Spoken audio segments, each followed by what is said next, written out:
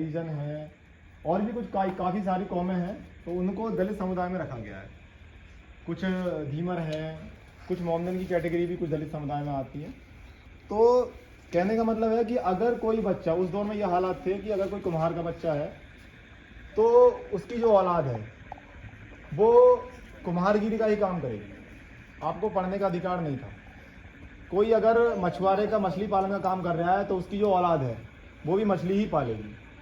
कोई खेती का काम कर रहा है तो वो खेती का काम करेगा। कोई चमड़े का काम कर रहा है, जिसको उस समय में चमार कहा जाता था, तो कोई चमड़े काम कर रहा है तो उसकी औलाद भी चमड़े का ही काम करेगी। ये कंडीशन बनी हुई थी, लेकिन आज ऐसा नहीं है। तो ये हालात थे। बाबा साहब का जन्म जो था, एक महार जाति थी, महार जाति के परिवार में उनका जन्म हुआ। तो छुआछूत इतनी बड़ी थी कि जब ये 3 या 4 साल के हुए तो इनको स्कूल में इनका एडमिशन हुआ। एडमिशन के बाद में जब वहाँ देखा, जैसे ही पहले दिन उन्होंने एंट्री किया स्कूल के गेट पे, मास्टर ने वहीं रोक दिया। वहीं रोक दिया, बोले तू अंदर नहीं आ सकता। अगर अंदर आ गया तो ये जो बच्चे हैं, अगर तेरी परछाई, अगर इन जो बच्चे बैठे हैं, अगर इन बच्चों पर अगर तेरी परछाई पड़ गई तो ये बच्चे दूषित हो जाएंगे। ठीक है, इन बच्चों को गंगा जल से स्नान करना पड़ेगा, ये क्लास अपवित्र हो जाएगी, इसको स्नान करना पड़ेगा, किताबों पे तेरी परछाई पड़ेगी, किताबें दूषित हो जाएंगी। ऐसी धारणा लोगों के उस समय में बनी हुई थी। तो बाबा साहब ने एक कट्टा ले, अगली बार तो ऐसे ही गए तो ऐसे ही बैठ गए जाके, क्योंकि उन्हें पता नहीं था ऐसा होने वाला है। अगली बार जब वो आए तो अपने घर से कट्टा लेके जाते थे।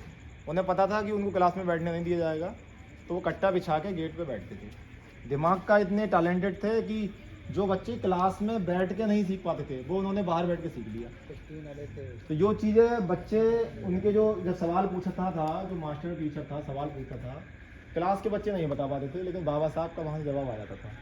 तो ये हालात उस समय बने हुए थे। धीरे धीरे उन्होंने सारी चीज़ों को अपने ऊपर सहा। मतलब घड़े के उस समय पे, आजकल तो हैंडपम्प है, नल है, उस समय पे घड़ा हुआ करते थे।